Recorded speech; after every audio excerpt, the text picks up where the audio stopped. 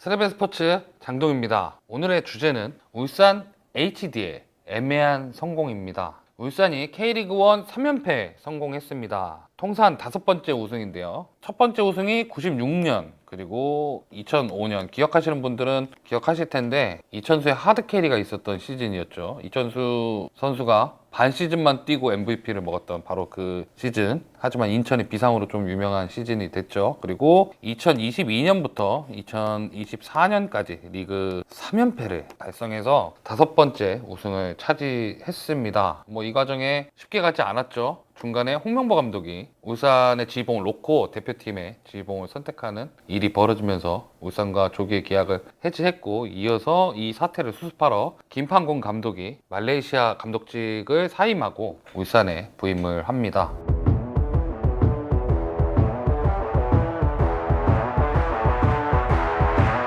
김판곤 감독의 성과는 좀 대단했다라고 볼 수 있어요. 7월 말 지휘봉을 잡은 김판곤 감독이 판곤 매직으로 팀을 되살렸다. 김판곤 감독은 빠르게 사태를 수습하고 울산을 본궤도에 올려놨다. 김판곤 감독 부임 후 8승 2무 1패로 상승세를 탄 울산은 결국 자력으로 3연패를 확정지었다. 홍명보 감독이 중도 사임 이후에 김판곤 감독이 리그에 있어서 적어도 빠르게 팀을 수습했고, 그리고 빠르게 팀을 수습한 성과로 리그 우승을 좀 강원과의 맞대결에서 결국 강원을 꺾어내면서 조기에 확정을 지었죠. 진짜 마음고생이 좀 많았다고 해요. 김판곤 감독이 실제로 온 것에 대해서 후회를 많이 했다라고 얘기했고, 이 선택을 괜히 했다는 생각도 많이 했다 할 정도로 좀 많이 후회했다라고 얘기를 하고 있고, 이 우승에 대해서 좀 김판곤 감독이 되게 다양한 소회를 나타낼 정도로 올 시즌에 김판곤 감독이 중도 부임해서 쉽지 않았다는 얘기를 했죠. 그런데 울산이 코리아컵 결승이죠. 선취골을 넣고 도망가는 중이었음에도 불구하고 포항의 추격을 허용하는 것도 모자라서 연달아 2골을 먹히면서 연장전에서 승부였지만 연달아 2골을 실점하면서 우승을 포항에 내줬고요. 올해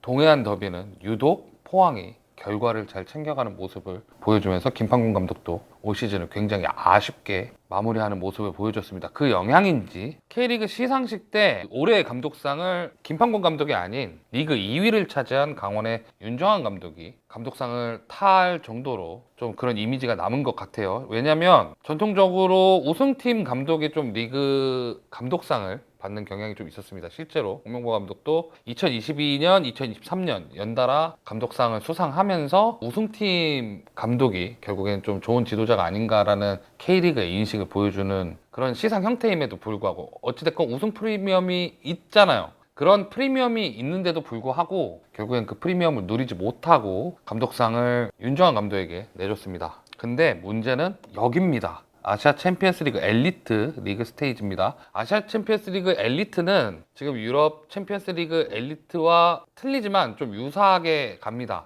동아시아 팀 12개 팀과 서아시아 팀 12개 팀을 아예 한 그룹으로 엮어서 경기를 갖고 거기에 따른 순위로 16강 티켓을 가립니다. 결국에는 1위부터 8위까지 16강에 가게 되고, 그러면 서아시아 쪽도 똑같이 1위부터 8위까지 가겠죠. 근데 지금 울산이 5전 5패 5경기를 해서 5경기를 모두 진 상황입니다. 이에 반해 광주는 4승 1패를 하고 있는 상황이죠. 광주는 아무래도 16강이 굉장히 유력한 상황이고 울산은 16강이 굉장히 힘들어 보이는 상황입니다. 그리고 아시아 챔피언스 리그 엘리트는 리그 스테이지에서 6경기를 갔습니다. 다음 경기에서 이긴다 하더라도 울산이 현실적으로 16강에 갈 확률은 제로에 가깝다고 볼 수 있습니다. 특히 가장 최근에 펼쳐진 상하이 하이강과의 경기가 좀 충격적이었는데, 전반전에 상하이 선수가 퇴장을 당했어요. 전반전 26분 정도에 상하이 선수가 퇴장을 당했기 때문에 실질적으로 약 65분에서 70분 정도는 울산이 상하이 상대로 11대 10 경기를 했습니다. 그런 상하이한테 1대 3으로 졌습니다. 종합을 하자면 가와사키 프론탈레를 홈에서 1대 0으로 패했고, 요코하마 F 마리노스 원정을 떠나서 4대 0으로 졌습니다. 그리고 비셀고베를 홈으로 불러들여서 역시 0대 2로 패했고요. 그리고 조호르 원정을 갑니다. 말레이시아 원정을 가서 또 3대 0으로 패합니다. 물론 울산이 희한하게 조호르 원정만 가면 이기지 못하고 돌아오는 건 울산 팬들이 더 많이 아실 겁니다. 그리고 가장 최근 경기죠. 11월에 펼쳐진 상하이 하이강과의 경기에서 홈에서 1대3으로 패했죠. 그래서 제가 이 자료를 만들었던 12월 3일 시점에서 5전 5패 1득점 13실점이라는 아주 처참한 기록을 남겼습니다.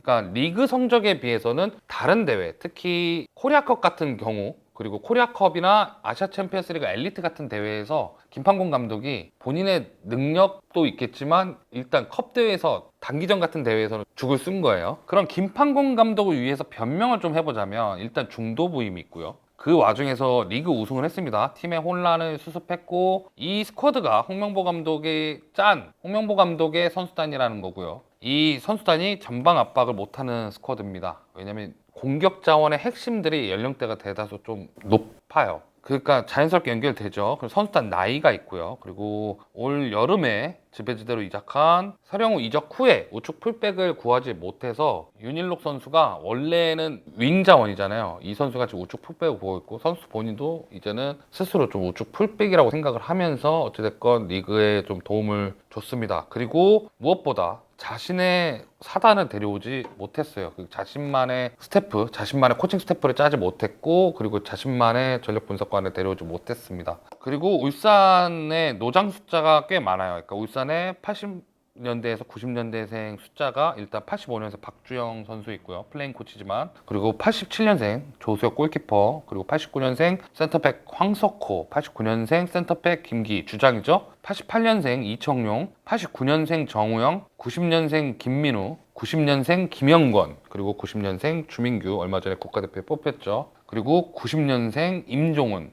이 중에 박주영, 조수혁 제외 3연패 내내 꾸준히 기용된 선수입니다. 김기희 선수 주장이죠. 주민규 선수 선발로 많이 출전했고 임종훈 선수도 선발로 많이 출전했습니다. 이청용 선수 교체로 많이 들어오고요. 황석호 선수는 그나마 여기서 좀 비율이 떨어지지만 나오는 선수고요. 정우영 선수 현재 부상인 상태지만 입단하자마자 혹사에 가깝게 굴려졌고요. 김영권 선수 뭐 말할 거 없죠. 국가대표까지 왔다 갔다 했고요. 그렇다면 현재 울산 NC의 해결 과제는 뭐가 있을까요? 일단 고령화된 스쿼드가 있겠죠. 그리고 컵 대회에서의 부진이 있습니다. 이거는 홍명보 감독 때는 그래도 어느 정도 뭐 준결승까지 간다거나 뭐 그런 게 있었지만 그렇다고 해서 홍 감독도 되게 대단히 더블을 한다거나 예상치 못한 결과를 낸다거나 그런 거는 없었고요. 그리고 올 시즌 홍명보 감독 때부터 이어진 울산의 기복이 좀 심했어요. 울산 정도 체급을 가진 팀, 물론 지금 그 체급으로 강등권에 있는 전북이 더 심각하지만 울산이 갖고 있는 이 체급을 생각하면은 어느 정도 경기력에 꾸준함이 좀 보여줘야 되는데 올해 뭐 연패하는 기간 뭐 3연패를 했던 적도 있고 상대 추격을 허용한 걸 넘어서 울산이 쫓아가는 시간도 있었고 그런 거를 생각했을 때 올해 울산의 기복에 대한 부분이 굉장히 두드러지는 부분이었죠. 전술의 디테일적인 부분이 좀 없어서 우리가 얘기하는 U자 빌드업 같은 게 많이 나왔고 그거는 김판곤 감독이 어느 정도 수정 보완하려고 애를 쓴 거는 같지만 그런 게 실현됐다라고 보기는 좀 힘든 것 같습니다.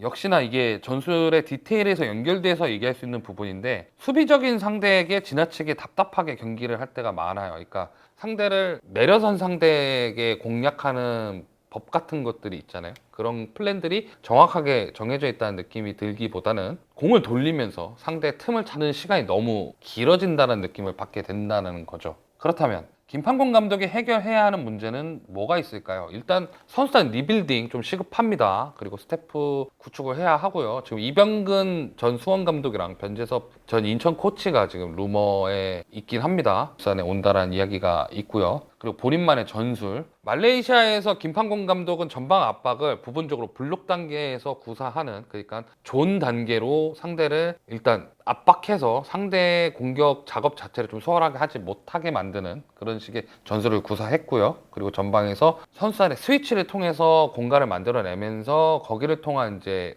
공간 패스 그런 것들을 통해서 공격에 마무리 짓는 스타일이었습니다. 근데 울산에서는 그런 모습이 좀 나왔다고 보긴 힘든 것 같아요. 당장 벌어진 코리아컵 때도 보면은 야고나 뭐 김지현 선수가 위아래로 자리를 바꾸긴 하지만 뭐 사이드로 나가 있을 때 다른 윙 선수가 들어온다던가 혹은 고승범 선수 같은 선수가 뭐 스트라이커 역할을 대신하기 위해서 전진을 한다거나 뭐 그런 모습은 사실은 없었고 오히려 고정된 역할을 부여받는 그런 느낌을 주는 경기를 했습니다. 그게 결국 통하지 않았기 때문에 포항한테 패했겠죠. 김판곤 감독이 본인이 생각하는 축구와 그 주도하는 축구를 일단 울산에게 입혀야 되는 숙제가 있다라고 볼 수 있습니다. 그리고 무엇보다 가장 중요한 건 리그 우승도 중요하지만 아시아 챔피언이 되는 아시아 챔피언스리그 엘리트 그리고 코리아컵에서의 타이틀이 필요합니다. 울산은 어디로 가야 할까요? 울산이 더욱더 강한 팀이 되기 위해서는 어떤 팀이 되어야 할까요? 일단은 리그 말고도 다양한 대회에서 우승을 해야 합니다.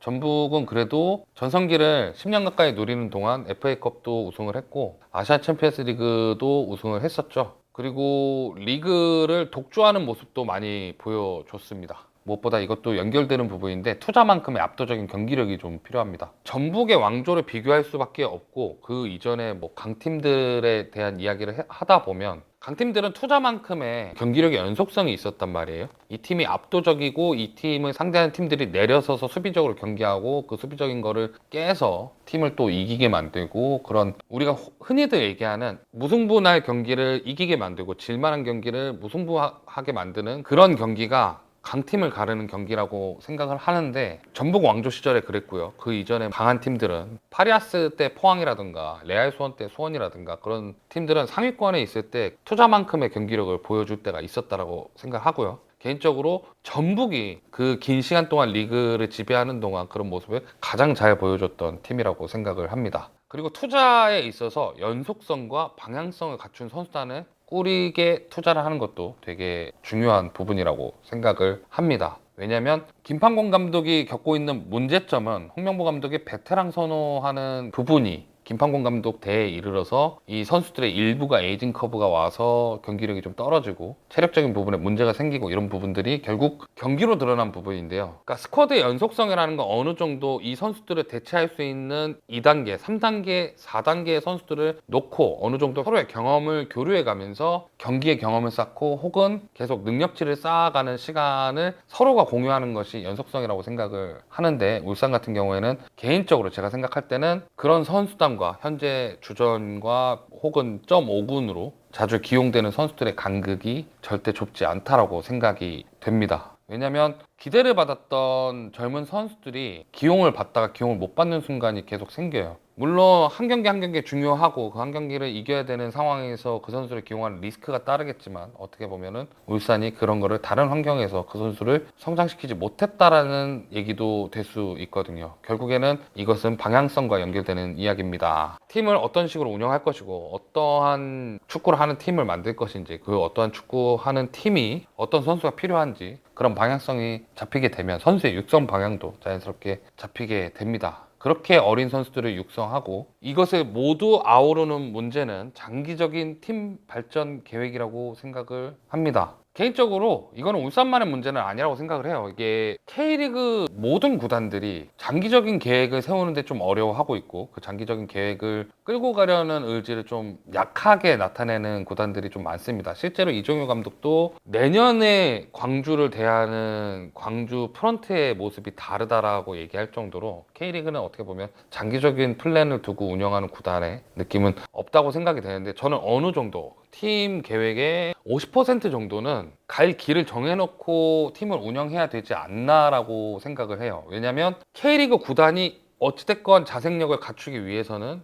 K리그 구단들만의 장기적인 계획이 필요하고 그게 우승을 위한 계획도 있겠지만 팀이 어떤 팀이 되겠다라는 목표가 일단 설정이 되어야 세부적인 단기 목표도 세울 수 있는 거고 근데 그런 게 없다 보니까 감독이 바뀔 때 팀이 변하고요 선수가 바뀔 때 팀이 변해요. 어떤 선수, 핵심 선수가 나가면 그 선수를 대체할 만한 전술을 짜는 것이 아니라 어떤 선수가 나가면은 결국에는 거기서 새 판을 짜야 되는 그림들이 계속 지속적으로 나옵니다. 그러다 보니까 선수에 따라 혹은 감독에 따라 혹은 구단 프런트에 따라 팀의 운영성과 방향성이 달라지는 모습을 자꾸 보여주는 K리그 구단들의 한계라고 생각을 합니다. 개인적으로는 울산 HDFC의 왕조가 좀 길었으면 좋겠습니다. 그러니까 독주하는 팀은 리그를 재미없게 만드는 것도 있지만 독주하는 팀이 생겨야 리그의 투자가 좀 활성화된다라고 생각하거든요. 리그의 투자가 활성화되지 않으면 결국에는 경기 수준의 질이 낮아지게 될 거고요. 경기 수준의 질이 낮아지게 되면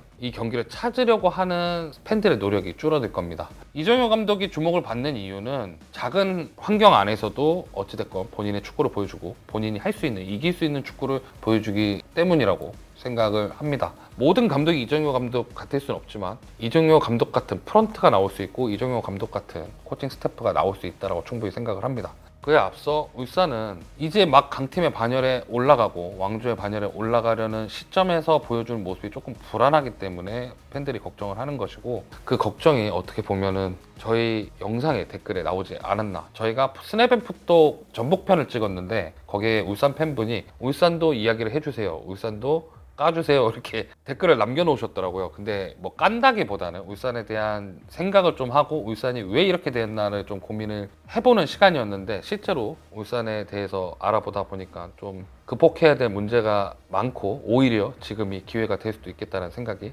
들었습니다.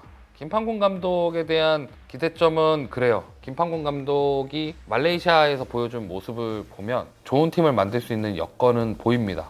다만 그게 언더독 팀한테 통할 플레이였는지 혹은 강팀도 그렇게 이끌 수 있는 감독인지는 내년 시즌이 더 정확하게 평가가 가능하지 않을까 생각이 듭니다. 지금까지 스냅앤스포츠 장동희였습니다.